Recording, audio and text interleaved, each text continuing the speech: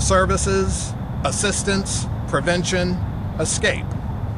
Inside the enigma that is domestic violence, a very special In the Know with Phil Hayes starts right now.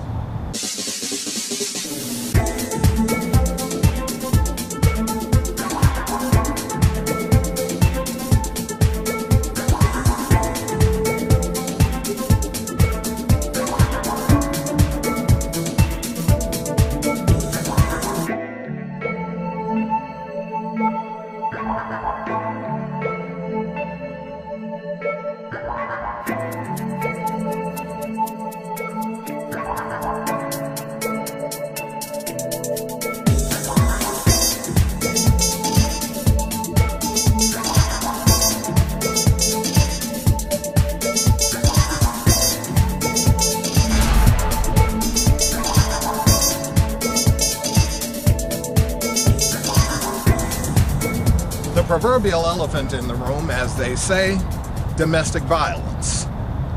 National organizations stipulate that 1 in 4 women will likely experience domestic violence at some point in their lives. Sadly yet, 1 in 3 will likely be murdered by a current or a former partner. Staggering statistics indeed. There are many organizations that are on the forefront against domestic violence. You're about to meet Tovah Kasdin, a lifelong, tireless opponent of domestic violence who has gone all the way to Congress to discuss solutions and ideas on prevention. And In the Know spotlight on the MNADV, the Maryland Network Against Domestic Violence.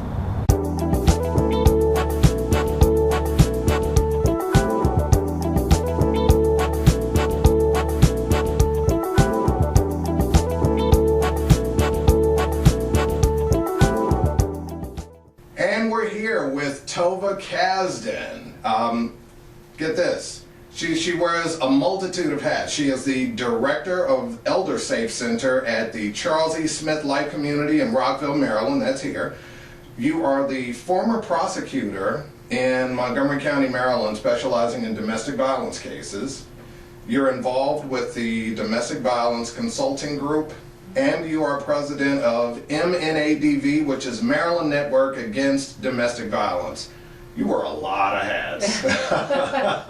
Very busy. Yeah. Yes. Welcome to In the Know. Thank you for doing our show. Thank you so much for having me today. You're welcome. You're welcome. How long have you been involved in the campaign against domestic violence? How long have you been? What really got you started involved in this? In college, I started to become interested in women's studies, and I majored as part of my interdisciplinary major in women's studies, and was very involved on campus on anti-violence campaigns against domestic abuse, sexual assault.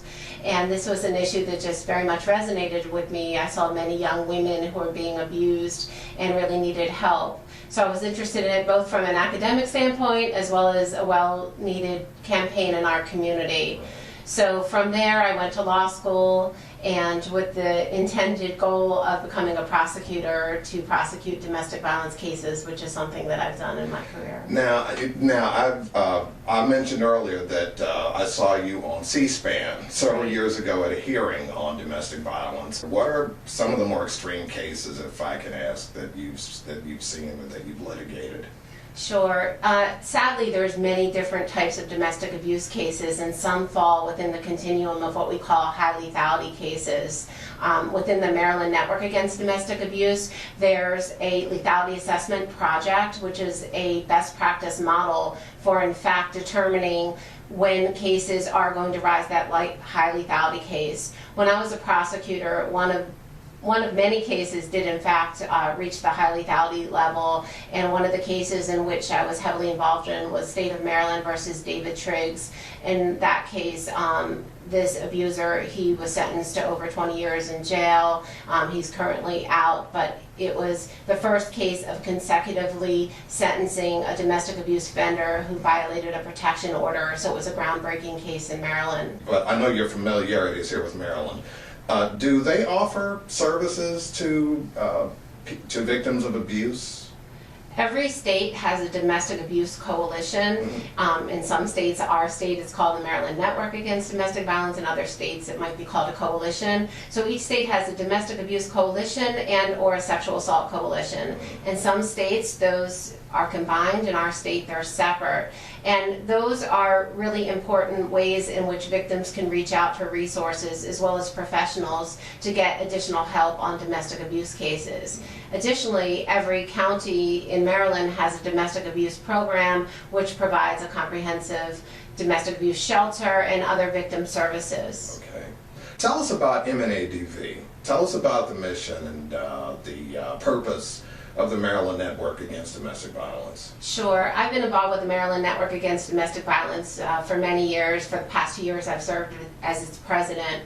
It's really a wonderful way to bring together professionals from multidisciplinary aspects who work on this issue, whether they be prosecutors, victim services, allies, clergy. We work on many different issues involving domestic abuse to help victims get the help that they need to stay as safe as possible. And as I mentioned before, there are many great initiatives that the Maryland Network is involved in, including the Lethality Assessment Project, as well as some homicide prevention demonstration projects as well, where they partnered on national projects from around the country. So the network is well known and I hope is a real standard bearer for domestic violence services in our country. Okay, I'm curious, and I'm just, with everything going on in social media today regarding the NFL and some things that are going on with some players there and celebrities, the general layman's, and again, I'm just playing devil's advocate here, the general layman's mindset is just, well, you know, if they're having such a, I mean, you and I both know that abuse extends well beyond physical. There's emotional, there's verbal, but primarily it's physical. There are people that would say, well, why don't they just leave if they're having such a hard time? But I know it's probably not that simple. What can you attest to with regards to the mindset of people that you have defended in you know, your past experience as an attorney? What's the mindset of why they choose to stay in, you know, in that type of relationship? That's an excellent and frequently asked question because we can say as we look at this issue from the outside is, I would never allow myself to be treated that way, why would I stay? That's a very common question. What we like to say is, why is this person abusing another person? This is a very complicated issue. For many women, and the majority of women are the ones who are abused, it's not so easy to just stand up one day and leave. There are many complicated dynamics within the relationship. For many women, the abuser threatens to abduct or use the children as a way to continue to coerce her to stay in the relationship. If he threatens her and says, you'll never see your children again, for many women, that's the one thing they care about, and so that is another way to anchor her. Domestic abuse is all about power control, so there are many complicated ways in which an abuser uses that dynamic to keep the victim suppressed in the relationship. And it's been my, you know, real life's mission to do domestic abuse work, and no case is the same, but there are themes that emerge in working on domestic abuse cases. And one of them is, it is a complicated scenario. Many women may reach out several times for help and then do safety planning and may not be ready to leave for months, years, or even ever. So as a domestic abuse professional, what we try to do is support victims and the lives that they are in and try to make them as safe as possible. Some will choose to leave, some may not be able to leave now or ever, but if we can make it safer and always present the resources that are available, believe them, don't pass judgment, that's when women will know it's safe to reach out. I'm glad you brought up the NFL. That's really allowed us to start, I think, a very important national conversation on domestic abuse. This issue has always been there. It wasn't just one NFL player that sparked this. However, it's a real opportunity, and I do this with my own children as well, to start intergenerational conversation on domestic abuse. How do we want to be educating our children and parenting our children so that they know that it's never appropriate to physically, emotionally, financially, or sexually harm another person? It's only through these continued dialogues as a society that we're going to be able to move the needle on this issue. And what surprised me a lot about the Ray Rice case in particular is people seemed so surprised when they saw the entire video, so shocked. But we obviously knew what happened in the elevator. You know that because he dragged her out. And so it really surprised me that people actually needed that evidence. There's a lot of denial in our community on domestic abuse. People actually needed to see him physically hit her to say, wow, now I get it. Right. Unfortunately, not all domestic abuse is physical. There's so much that is emotional and kept behind closed doors. And we need to take this from a private issue to a public issue, to a time where we say it's unacceptable for any player to play at all in the NFL. It is unacceptable for any person to be employed in any workplace who commits these egregious acts. Until we as a society are willing to stand up, then these events will continue to go on. That's a perfect segue into really my next question, which is a bit of a tangent on the one prior. Let's say that somebody comes in that door right now, and law enforcement's here, other services are here. They say, "I'm abused, I've been battered, please help me." Right. What's the process from start to finish? That person comes in the door, they say, "Please help me. I've been beaten, I've been hurt, I've been this, I've been that. I have nowhere to go, and I'm scared to leave." From A to Z, how does that whole thing go? Sure.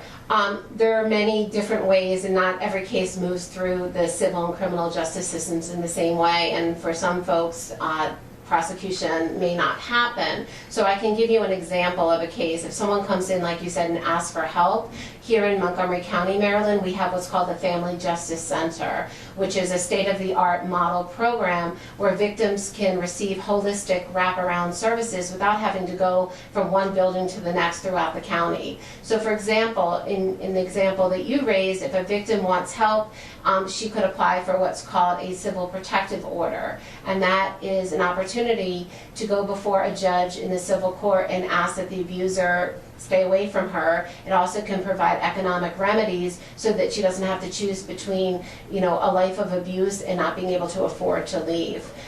If the case is ready for prosecution, in fact, the Family Justice Center houses the Family Violence Unit of the State's Attorney's Office, and there she would work with victim assistants who would help her prepare for what is court going to be like, which is a very traumatic and often stressful time for victims to have to confront their abusers.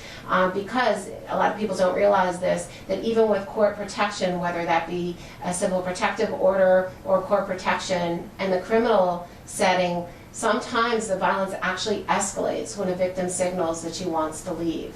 So she actually has to do a lot of safety planning with professionals like victim advocates to be able to prepare her, because at the end of the day, a protection order is important, but it is a piece of paper. And many women have been hurt or even killed following getting that. So it's a gentle balance between the victim knowing her case the best and then working with professionals who know how to help her get out of the situation if that's what she chooses to do. What are some of the services that are available to victims that don't bear direct involvement with the state? Sure.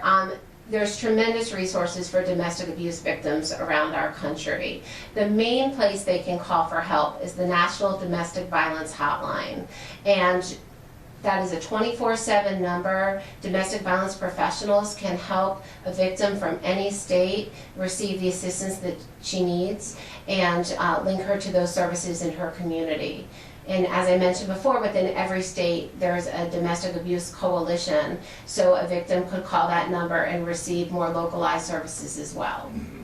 There may be someone watching this show right now who is an ideal candidate for everything that we've been talking about here today.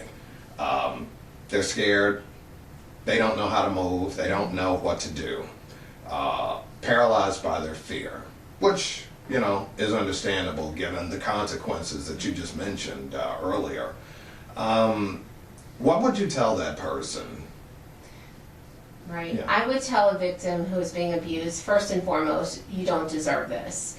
That you will be believed and you will be helped. If you reach out for help, there are people who are there who are very kind, compassionate, and loving who will help you go from a life of abuse to a life that's hopefully free of abuse. It's not an easy process, and we know that, but by taking that first step and making that call, you will be able to receive that support, which is necessary. It's really hard to do this on your own, and sometimes it's even hard if you have supportive family and friends. It's important to work with professionals because these cases can be very dangerous, and we want to make sure that when a victim reaches out that she's doing so with the right advice and the right safety planning. Right. Well, this has been very informative for me, and I hope very informative for all of our viewers. Tovah Kasdin, President of the Maryland Network Against Domestic Violence, thank you. Thank you so much. Thank you so much for all of the time that you've given us, and I hope that this reaches a lot of people, and I hope it does a lot of good. I really do. Thank you so much. Thank you so much. Thank you for your time. Thank you. We'll be right back with more in the know in just a moment.